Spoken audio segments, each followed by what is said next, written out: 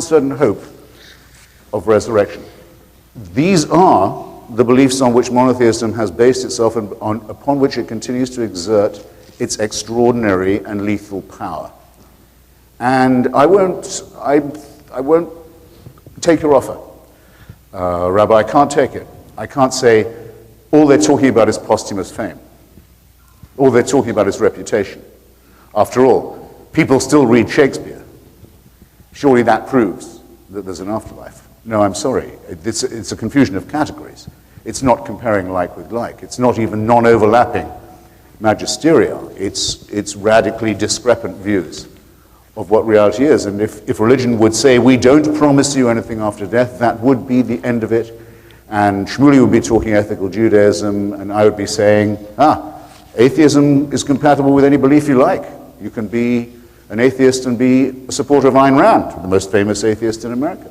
You can be an atheist and a nihilist. You can be an atheist and a fascist. All you have to do is say that you reject the supernatural dimension. But that's the most crucial thing. And now the critique of religion that we've evolved over the years in mortal combat with it is this, essentially. First, that it has a very queasy relationship with anything called evidence.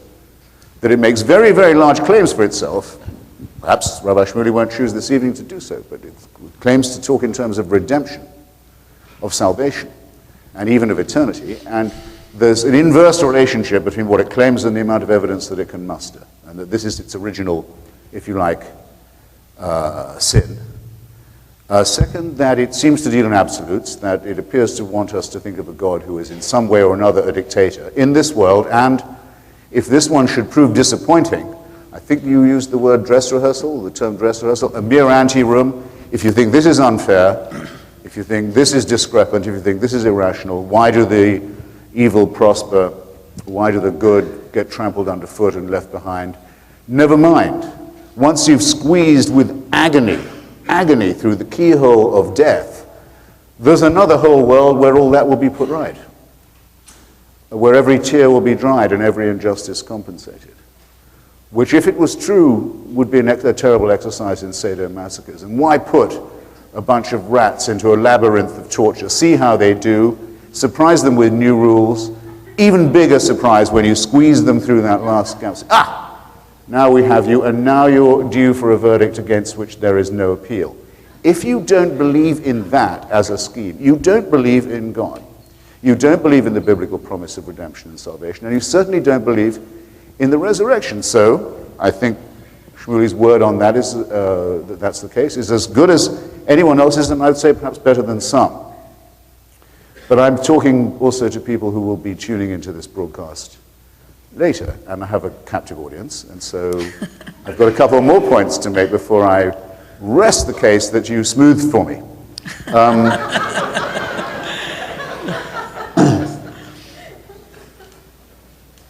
That it's based on, this, another element in our critique of it, is that it's based on wishful as well as delusional thinking. Above all, wishful thinking. What is a stronger desire in the human species than that we shall conquer death? We are the only primates, as far as we know, we're the only members even of our own species, the primate species, who are fully aware of death and absolutely unreconciled to the idea of our own extinction. Even though we know our chemical composition, we know we are made out of the same elements as the rest of the cosmos. In fact, rather miraculously, if you want to call it that, we're even made out of stardust. Stars had to die for us to live. So we think it's overwhelmingly probable that when we die, our chemical ingredients will return to the natural biological and biochemical cycle, and there seems no evidence to the contrary.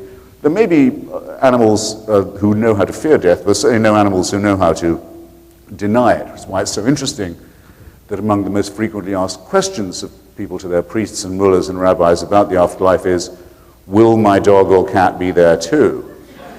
And you notice they only ask that, will Timmy be in heaven or Rover? They never say, will that hellish tabby I once had be reassembled in the infernal regions? This is enough to show how wishful the thinking is. Now, I see that Shmuley has Dinesh's clever but I think thin book on the case for the afterlife in front of him. And in one debate that I had with Dinesh, he briefly gave me pause by saying, yes, wishful thinking for heaven, all right.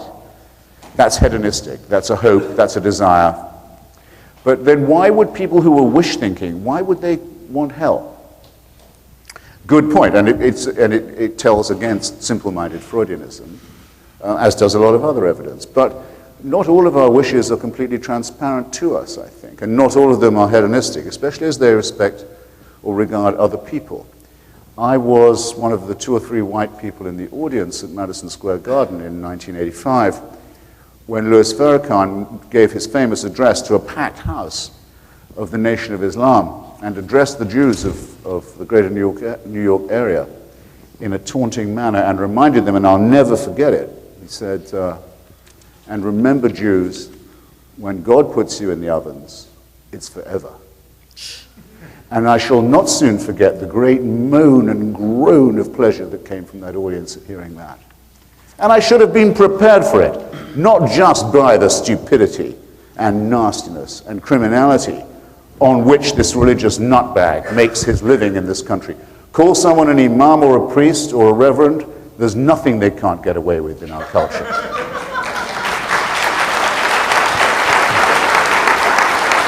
If I could change one thing, it would be that. The second would be when someone gets up and says, I'm a person of faith, that they don't get respect for it. They think that's a respect-producing statement. I am a person of faith. You know, I'm a person who will believe practically anything on no evidence at all. Well, you said it, mister. Respect comes later. I digress. I shouldn't have been surprised by this orgy of sadism and cruelty and gloating from Farrakhan's religious audience, because I've read the Christian fathers. I've read Tertullian, who, answering some questions, one of the great fathers of the church, we see why hell is unpleasant. Why is heaven such fun? It seems to be rather dutiful. Endless praise, endless worship, endless subjection, endless tedium.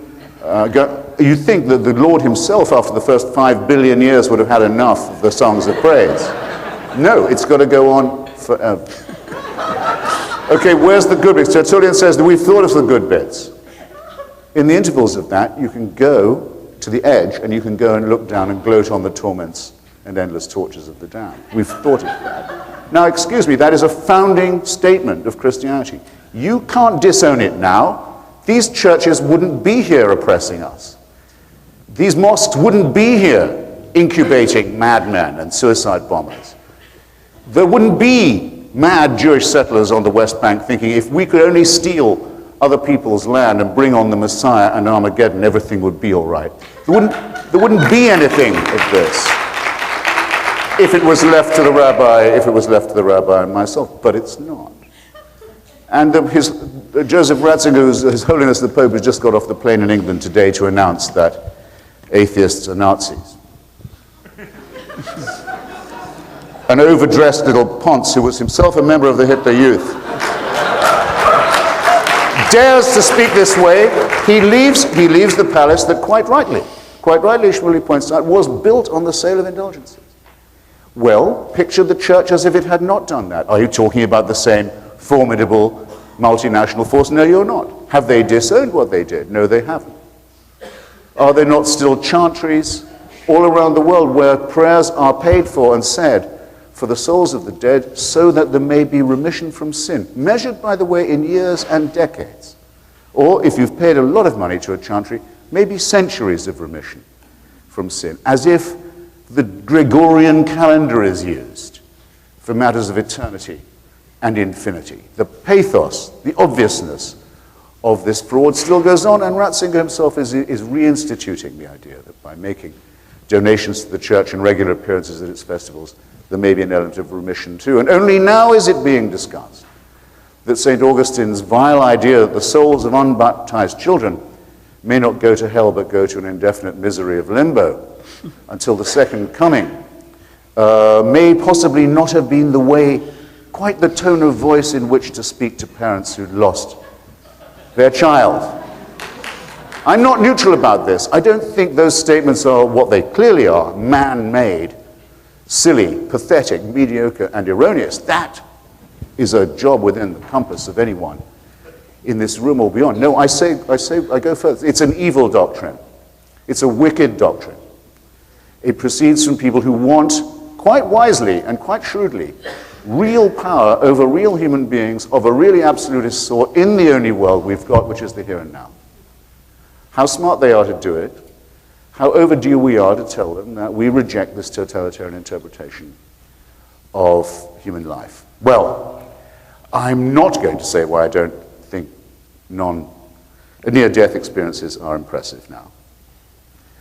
So you've spared me that, thank you. Though I wish someone would ask about them. And I think, excuse me, I think I've probably trespassed anyway on the allotted period of my time. But what I say is thanks for coming, and bring it on, and don't make me suspect that you're sparing me. Thank you.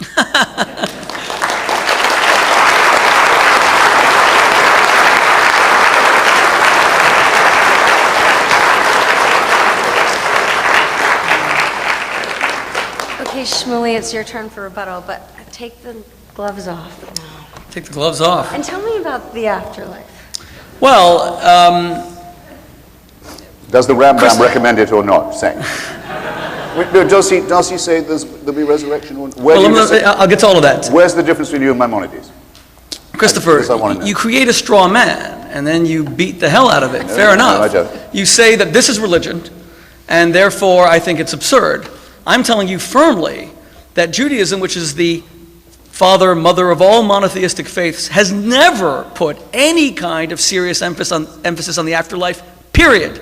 Not because we don't believe it. I'll give you the Jewish idea of the afterlife. But because it's an afterthought. Anyone who serves God for the purposes of an afterlife is not religious. They are self-serving. They abrogate the central message of religion. Judaism is not about gaining entry into heaven. It's about creating heaven here on earth. And in that sense, it has inspired many irrational beliefs in the perfection of society so that this afterlife, this world that we can perfect, would be brought about even by people who are atheists and agnostics. Christopher says that religion is built on things with flimsy evidence, and yet he's a Marxist, and continues to say he's a Marxist, when Marxism is based on this irrational belief that somehow people will bury contention, competitiveness, give people according to their need. It's a utopia. Now, if you look at history, we see that human beings cannot build a utopia. On the contrary, disease will always, you cure one, another arrives. You stop one war, we all thought the end of the Cold War was the end of conflict. Instead, unfortunately, global terrorism erupted. Why would anyone believe in this stuff? Obviously, it's somewhat irrational. But it is an idea that the Jews imparted to the world through Messianism. What is the... let me just get back a second. Messianism, as Christopher or any person in this room will tell you, is a this-world phenomenon. The Jewish afterlife is right here. The wolf shall lie with the lamb. A child will lead a predatory animal without being harmed. There'll be some sort of change in the nature of people that will want to actually be different. This is something we have all aspired to. Why do doctors look for cures when we know that ultimately these cures will elude us? None of this is very rational. It's all based on something super rational. This innate desire to make the world better against all the evidence that it can be done. There's no evidence there. It's called hope. It's how Barack Obama became the president of the United States. Even secular people have faith. That's the point. They may not have faith in God. They may not have faith in the Christian or Islamic afterlife. But they have faith that we can improve the world, and that is the emphasis that I'm making. Christopher can't take notions of religion that he considers religious, dismiss the others, and say, well, I want to bash these, because the ones that I don't like, I'm going to just dismiss them as secular. This isn't secular. The idea of utopia, which is Marxism is a secular utopianism, it's a religious idea.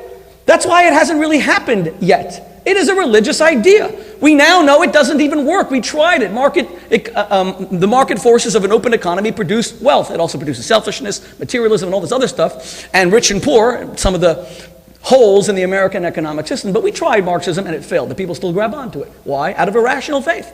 Because they want to create their own afterlife. And I actually endorse that. Maybe not their mechanism. But I endorse the hope. And there's no evidence for it whatsoever. Nothing. All these leaders who are coming to the United Nations, they're all going to come, and they're all going to sit down and try to make peace, and Ahmadinejad is going to give his stupid ramblings, and my next-door neighbor, Muammar Gaddafi, is going to do the same, and everyone is going to, yeah, that's kind of weird, isn't it? To be the Jewish Forrest Gump. They're all going to talk about peace, and we're all going to believe that we could